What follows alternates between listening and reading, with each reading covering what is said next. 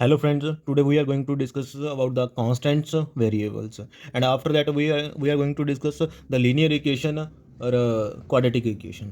तो इसके लिए हम स्टार्ट करते हैं। कोई भी एक नंबर ले लेते हैं, लाइक 2 नंबर ले लिया, ठीक है। इसके साथ मैंने कोई वेरिएबल लगा दिया, ठीक है। अब आप अभी आपको नहीं समझ आएगा, अभी मैं समझाऊंगा, ठीक है। जिसको पहले से आता है वो अपना रिवाइज कर लो, जिसको नहीं आता है वो यहाँ से अच्छे से रिवाइज कर लेना, ठीक है। जैसे मैंने ये ले लिया 2x। अब 2 की वैल्यू तो आपको पता है क्या होगी, 2। नाउ फॉर दिस x, अगर आप इसको किसी और क्वेश्चन में अप्लाई करते हो तो इसकी वैल्यू चेंज भी हो सकती है, ठीक है। तो अकॉर्डिंग टू क्वेश्चन इसकी वैल्यू वेरी करती है, कहीं पर कम हो सकती है, कहीं पर ज़्यादा हो सकती है। इसकी वैल्यू 1 भी हो सकती है, 2 भी हो सकती है, 3 भी हो सकती है, 4 भी हो सकती है, 5 भी कितनी भी हो सकती है, माइनस में भी आ सकती है, 0 भी हो सकती है, कुछ भी हो सकती है। तो इसकी वैल्यू वेरी कर सकती है ना, मीन्स इसके काफ़ी सारे सोल्यूशन हो सकते हैं, तो इसलिए इसको वेरिएबल बोलते हैं। और जिसकी वैल्यू हमेशा आपको पता हो, ठीक है, मतलब जो वेरी ना करे, जिसके काफ़ी सोल्यूशन ना हो। 2 है तो इसका एक ही सोल्यूशन होगा, 2, ठीक है। That's why it is called constant. और साथ में जो इसके बीच में जो साइन होता है ना, वो मल्टीप्लाई का होता है, वो हम शो नहीं करते। 2x लिखा है ना, मीन्स 2 मल्टीप्लाई बाय एक्स। यहाँ पर देखिए 3x² है। अब 3 का तो एक ही सोल्यूशन है, 3। That's why it is called constant. But x² के काफ़ी डिफरेंट सोल्यूशन हो सकते हैं। दैट्स वाई इसको बोलते हैं हम variables. They are called variables. x² के काफ़ी सारे सोल्यूशन है, जैसे 2² हो सकता है, 3² हो सकता है, 4² हो सकता है, 5² हो सकता है।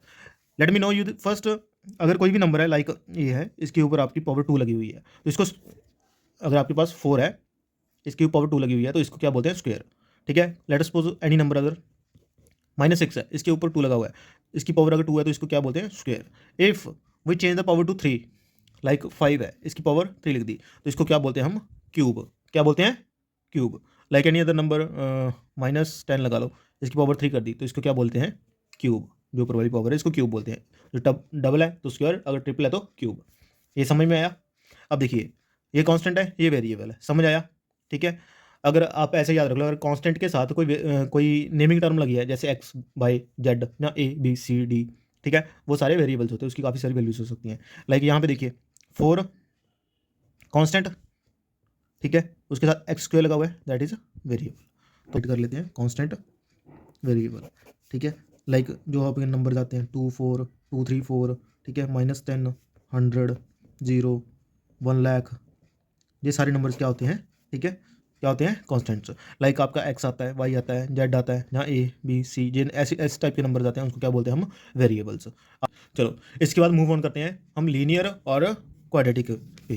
तो लीनियर क्या होता है, क्वाड्रेटिक क्या होता है। लीनियर का मीन्स होता है कि जिस भी नंबर की आप, जैसे 5 मैंने आपको ऊपर बताया था 3, अगर इसकी पावर 3 कर दी तो ये लीनियर नहीं बना। अगर 5 की पावर मैंने 2 कर दी तो ये भी लीनियर नहीं बना। अगर 5 की पावर 1 है, 5 की पावर 1 को हम ओनली 5 भी लिख सकते हैं, तो इसकी पावर अगर 1 है, ठीक है, तो इसको क्या बोलते हैं, लीनियर, ठीक है। जैसे मैं राइट करता हूँ 4x + 8 = 0, ये लीनियर है।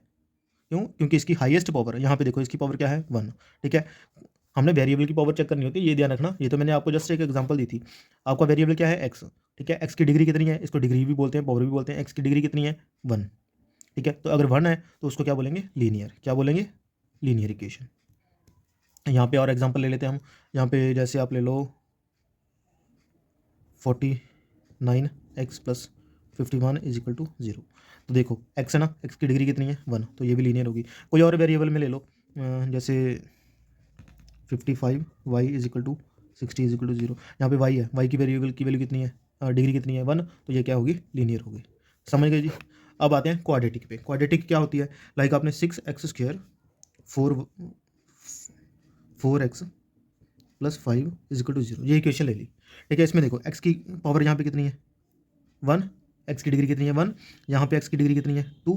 अगर उसकी डिग्री कितनी हो गई, 2, तो उसको क्या बोलते हैं, क्वाड्रेटिक। क्या बोलते हैं, क्वाड्रेटिक, ठीक है। यहाँ पे और एग्जांपल ले लो 7x² 9x + 6 = 0, ठीक है। यहाँ पे x की डिग्री कितनी है, 2, यहाँ पे x की डिग्री कितनी है, 1, तो हाईएस्ट 1 कौन सी है, 2, तो ये भी कौन सी होगी, क्वाड्रेटिक। हाईएस्ट 1 देखनी है आपने, जस्ट कितनी है, ठीक है। हाईएस्ट 1 कितनी है, 2, तो ये क्या होगी, क्वाड्रेटिक।